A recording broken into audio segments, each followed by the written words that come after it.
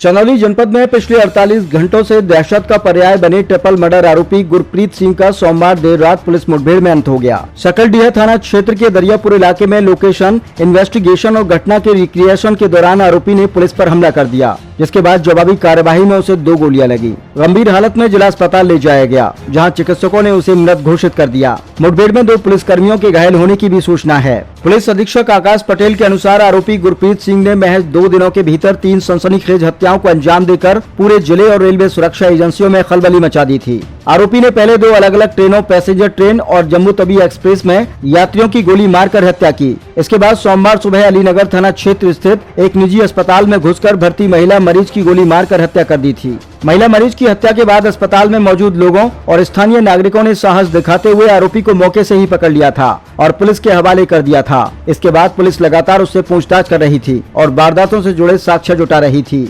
SP आकाश पटेल ने बताया कि पूछताछ के बाद पुलिस आरोपी को घटना स्थलों पर ले जाकर वारदात का रिक्रिएशन कर रही थी। पहले उसे मुगलसराय स्टेशन और उसके बाद कुचमन रेलवे स्टेशन के पास ले जाया गया। इसी दौरान आरोपी ने एक पुलिसकर्मी की पिस्टल छीन ली और पुलिस टीम पर फायरिंग करते हुए भागने का प्रयास किया। पुलिस ने आत्मरक्षा में जवाबी फायरिंग की, जिसमें आरोपी गुरप्रीत सिंह को 2 गोलियां लगी। घायल अवस्था में उसे जिला अस्पताल पहुंचाया गया, जहां डॉक्टरों ने उसे मृत घोषित कर दिया। पुलिस जांच में सामने आया है कि मृतक आरोपी गुरप्रीत सिंह पंजाब के अमृतसर का निवासी था और पहले भारतीय सेना में कार्यरत था। वर्ष 2021 में उसे सेना से पदच्युत कर दिया गया। हाल ही में वह बिहार के आरा में सिक्योरिटी गार्ड की नौकरी के सिलसिले में आया था, लेकिन अत्यधिक शराब पीने की लत के कारण उसे नौकरी से निकाल दिया गया। पुलिस के अनुसार आरोपी शराब के नशे में बिना किसी ठोस वजह के लोगों को निशाना बनाता था। पूछताछ में अब तक हत्याओं के पीछे कोई व्यक्तिगत रंजिश या स्पष्ट कारण सामने नहीं आया है। पुलिस ने आरोपी के कब्जे से एक रिवॉल्वर और एक काटकर छोटा की गई डबल बैरल गन बरामद की है। पुलिस को डबल बैरल गन का लाइसेंस भी मिला है। फिलहाल पूरे मामले की विस्तृत जाँच जारी है।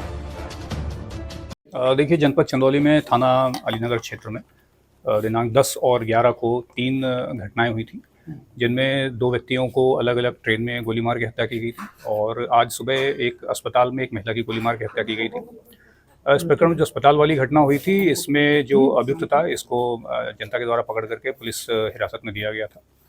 इससे जो पूछताछ में विवरण सामने आया था कि ये इसका नाम गुरप्रीत सिंह है और ये पंजाब में अमृतसर का रहने वाला है। ये पहले आर्मी में था। 2021 में आर्मी छोड़ने के बाद ये अपने घर पे ही रह रहा था और बीती 29 अप्रैल को ये सिक्योरिटी गार्ड की नौकरी करने बिहार में आरा में आया था, जो कि इसके द्वारा बताया गया पूछताछ में। साथ ही ये भी बताया गया कि शराब पीने का अत्यधिक लती था, जिसके कारण सिक्योरिटी गार्ड की नौकरी से इसको हटा दिया गया था। उसके बाद से ये बहुत ज़्यादा आक्रोशित था।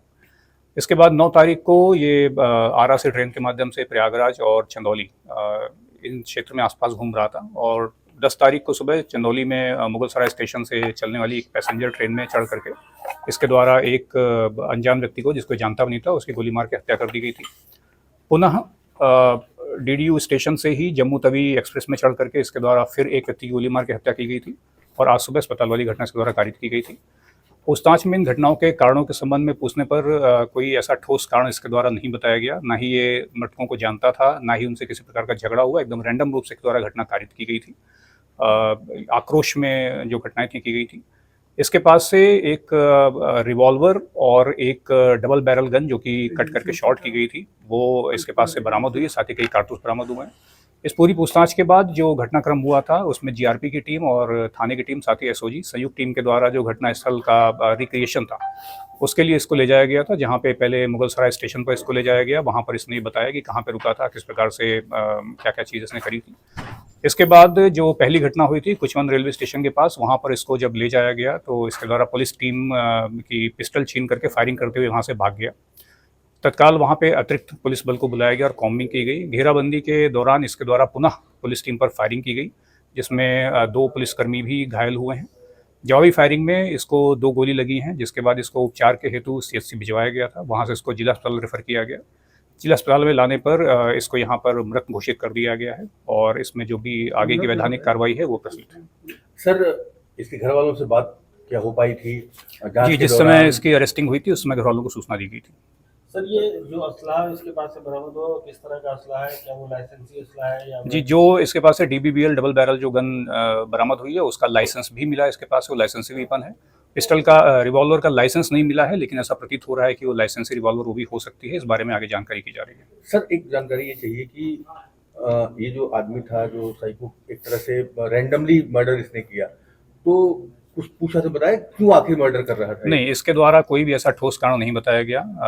बस रैंडमली इसके द्वारा घटनाएं की गई हैं। ना ही ये किसी मृतक को जानता था, ना ही उनसे कोई झगड़ा हुआ था इसका। अच्छा, ये जो पहली बार भागा, ये भागा कहाँ से? कुसुम रेलवे स्टेशन के पास कि मूल? कुचमन रेलवे स्टेशन के आगे सकलडीहा आउटर में उतर करके पहली घटना करके वहां से भागा था।